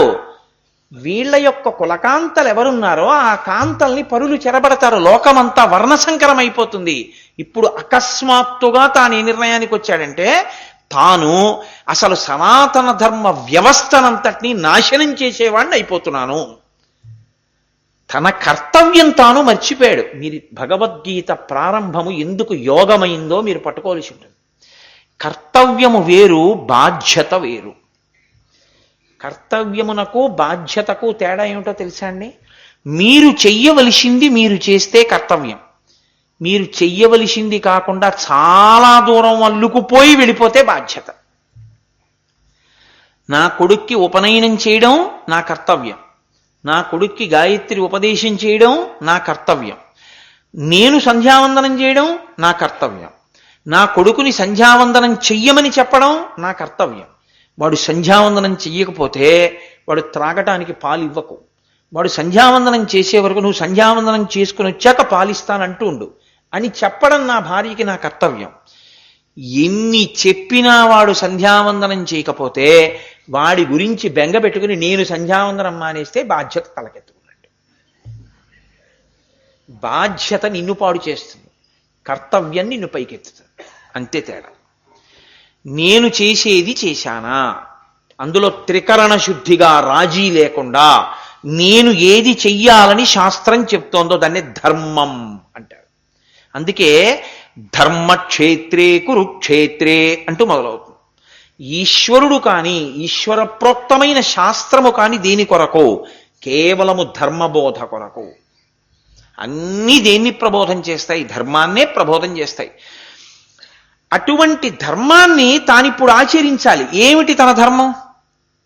తాను క్షత్రియుడు, తాను అన్యాయం చేసినటువంటి వాడు, దురాగతములు చేసినటువంటి వాడు, తనది కాని రాజ్యాన్ని అనుభవిస్తున్నవాడు, అమర్యాదగా ప్రవర్తించేవాడు, సరి అయిన శీలము లేనివాడైనటువంటి దుర్యోధనుణ్ణి అతన్ని ఆశ్రయించిన వాళ్ళని తాను పరిమార్చాలి. ఇప్పుడు అది మానేసి తాను ఒక కొత్త ధర్మాన్ని పట్టుకున్నాడు. అహింస అన్న ధర్మం ఒకటి తీసుకొచ్చాడు. తీసుకొచ్చి ఎందుకయా నాకు ఇదంతా, నాకెందుకు ఈ నెత్తుటికూడు, నాకొద్దు అని తాను ఊరుకుంటే బానే ఉండేది. ఏదో కొంతవరకు కృష్ణ పరమాత్మ బోధ చేస్తే సరిపోయేది ఆయనకి. ఆయన ఏమన్నాడంటే అంతకన్నా ముందుకు అడుగేసి, ఇదిగో వీళ్ళందరూ చూశావా వెళ్ళి పైలోకంలో కూర్చుంటారు, పితృలోకాలకి చేరిపోతారు, స్వర్గానికి ఎడతారు కదా మరి యుద్ధంలో చచ్చిపోయిన వాళ్ళు, వీళ్ళని చంపి నేను స్వర్గానికి పంపుతాను. అక్కడ వరకు బానే ఉంటుంది, తర్వాత లోకం నాశనం అయిపోతుంది. ఎందుకు నాశనం అవుతుంది? లుప్తపిండోదక క్రియాహ, వీళ్ళకి పిండమి పెట్టేవాడు ఉండడు, వీళ్ళ కులకాంతలు చెరపబడతారు, దాని వలన వర్ణ వ్యవస్థ అంతా సర్వనాశనం అయిపోతుంది. కాబట్టి ఎందుకు నాకు ఆ పాపం, నేను చెయ్యను. ఇప్పుడు చంపేయడం అంటే శరీరాన్ని చంపడమే కానీ లోపల ఉన్న జీవుడు చెనకబడేవాడు కాడు అన్నది అర్జునుడు అంగీకరిస్తున్నాడు కదండి. కానీ తన కర్తవ్యం అన్నది కూడా శాస్త్రంలో చెప్పింది ఒకటి ఉందిగా, తన కర్తవ్యం తాను చేసుకుంటూ వెళ్ళడమే. ఆనాడు యుద్ధ భూమిలో అదే ఆయన కర్తవ్యం. మీరు ఒకటి ఆలోచించండి, నేను ఒక ఉద్యోగం చేస్తున్నాను. ఆ ఉద్యోగం చేసేటప్పుడు నేను ఒక ఎంఆర్ఓ ఆఫీసులో పనిచేస్తున్నాను అనుకోండి. ఇన్ని వందల రూపాయల ఆదాయం ఉన్న వాళ్ళకి ఈ రంగు రేషన్ కార్డు ఇవ్వండి అని అన్నారనుకోండి. అంత ఆదాయం కన్నా ఎక్కువ ఆదాయం ఉన్నా పాపం చాలా కష్టాల్లో ఉన్నాడు, ఆయనకు రేషన్ కార్డు ఆ రంగుది ఇచ్చేద్దాం అని నాకు అనిపించింది అనుకోండి. అలా ఇచ్చేస్తే నేను తప్పు చేసిన వాడిని. నిబంధన ఏం చెప్పిందో అది నేను పాటించాను అనుకోండి. అలా ఇవ్వకూడదమ్మా, మీరేమనుకోవద్దు, నాకు ఆ అధికారం లేదు, నేను ఇవ్వకూడదు అని ఇవ్వడం మానేశాను అనుకోండి, నా కర్తవ్యం నేను చేసినట్టు. కర్తవ్యం చేసిన వాడికి పాపపుణ్యముల యొక్క సంగము ఉండదు. కర్తవ్యతానిష్ట అన్న మాటకు అర్థం అది. ఇప్పుడు తలారి అని ఒక ఆయన ఉంటాడు, ఆయన కర్తవ్యం ఏమిటో తెలుసా అండి? ఉరేసేయడమే. తప్పు చేసిన వాడిని ఉరేయమంటారు. చిట్ట చివరికి ఎవరు చంపేస్తారా ఆ వ్యక్తిని? తలారి చంపుతాడు. తలారి తన జీవితంలో 20 మందినో 25 మందినో ఉరి తీసేస్తాడు. ఆ ఉద్యోగంలో ఉండగా 20 మందినో 25 మందినో చంపేసినటువంటి తలారి ఖాతాలో మనుష్యుల్ని చంపిన పాపం పడుతుందా? పడదు. ఎందుకు పడదు? ఆయన కర్తవ్యాన్ని ఆయన నిర్వహించాడు. దేశ సరిహద్దుల్లో సైన్యం మొహరించింది. అవతల వాళ్ళు తుపాకులు పేల్చారు, శత్రుదేశం వాళ్ళు శతఘ్నులు పేల్చారు. అరేదేదే, అహింసతో స్వాతంత్రం తెచ్చుకున్నటువంటి మహాత్ముడు పుట్టిన భూమి, ఈ చెంప కొడితే ఇంకొక చెంప చూపించమన్న మహాత్ముడికి వారసులం, మేము తుపాకులు పేల్చడమా అని వాళ్ళు విసిరిశారనుకోండి. అప్పుడు అది అహింస అవుతుందా? అది కర్తవ్యం అవుతుందా? అది కర్తవ్యం కాదు. అప్పుడు వాళ్ళు తుపాకులు పేల్చడమే వాళ్ళ కర్తవ్యం. అప్పుడు వాళ్ళు చెయ్యవలసిన పని వాళ్ళు చెయ్యాలి. ఎవడు చెయ్యవలసిన పని వాడు చెయ్యడమే కర్తవ్యం. అందులో తాను చెయ్యవలసిన పనిని మాని ఏ కారణం చేతనైనా ఇంకొకరు చెయ్యవలసినటువంటి కర్తవ్యాన్ని తన మీదకెత్తుకున్నవాడు స్వధర్మాన్ని విడిచిపెట్టి పరధర్మాన్ని నెత్తికొత్తుకున్నవాడు. అది ఎప్పటికీ భయావహ. అది నీకు భయాన్నే సృష్టిస్తుంది. భయము సంసారము, సంసారము మరణహేతు, మళ్ళీ పునర్జన్మని కల్పిస్తుంది. అందుకని నీ ధర్మమునందు నువ్వు నిలబడు. భగవద్గీత అంతా ధర్మ ప్రబోధం, కర్తవ్య ప్రబోధం. ఇప్పుడు కర్తవ్యము నుంచి విమూఢుడయ్యాడు. మీరు చూడండి, సాధారణంగా మీరు ఎవరిని అడగండి, ఎక్కడ కదపండి, మీకు ఇంకా కొంచెం తక్కువ అనుభవం ఉంటుంది. ఎక్కడైనా ప్రవచనాలు చేసినటువంటి పాపము చేత నాబోటిగాడికి అనుభవం ఎక్కువ ఉంటుంది. ఒక్కసారి మీతో మాట్లాడాలండి అంటారు. తప్పకుండా చూద్దాంలేండి అమ్మా, 5 రోజులేగా ఉంటాను, అంత అవకాశమే ఉంటుంది అని మొదట అంటాం. 3వ నెంబర్ స్థానిక భద్రతా సూచనగా ప్రమాద పతాకం ఎగరేసినట్టు. తర్వాత అలా కాదు, మాట్లాడి తీరవలసింది. 1-2 నిమిషాలైనా చాలా ఆర్తితో ఉన్నాను, చాలా ముఖ్యమైన విషయం, మీరు ఇవ్వాలి తప్పదు టైం. సరే, 199 మంది చెప్పే విషయాలు ఏముంటాయో తెలుసా అండి? నేను ఏదో మా అబ్బాయిని బాగా చదివించానండి, మా అబ్బాయి వాడు సరిగా ఉండట్లేదు, వాడి ఉద్యోగం వాడు సరిగా చేయట్లేదు, ఎప్పుడు సెలవు పెట్టేస్తున్నాడు, ఏమిటో అలా ఉంటున్నాడు, నన్ను ఏం చేయమంటారు? ఆ బెంగతో నేను గుళ్ళకి గోపురాలకి వెళ్ళడం కూడా మానేశాను. నువ్వు అర్జునుడు ఏ స్థితిలో ఉన్నావో ఆ స్థితిలోనే ఉన్నావు. నీ కర్తవ్యం నువ్వు చేశావా లేదా? ఇలా ఎన్ని బాధ్యతలు నువ్వు ఎత్తుకుంటావు నాకు చెప్పు. మీ పక్కింట్లో తుడుచుకోలేదు, నువ్వు ఏడుస్తూ కూర్చుని వాళ్ళు ఇల్లు తుడుస్తావా? లేకపోతే పక్కింట్లో వాళ్ళు అన్నం తినలేదు, నువ్వు కొన్ని మీ కొరకు చేసుకోవాలి, కొన్ని 10 మందితో కలిసి చెయ్యాలి. 10 మందితో చేసేది 10 మందితో చెయ్యాలి, ఒక్కరు చేసేది ఒక్కరు చేయాలి. ఈశ్వరుడి పల్లకీ పట్టినప్పుడు 10 మంది కలిసి పట్టుకోవాలి. మీ ఆకలి వేసినప్పుడు మీరు అన్నం తినాలి. పల్లకీ పట్టిన వాళ్ళందరూ తిన్నారా అండి, కనుక్కొచ్చాక తింటాననుకోవడం కదండి. ఎక్కడి కర్తవ్యం అక్కడే.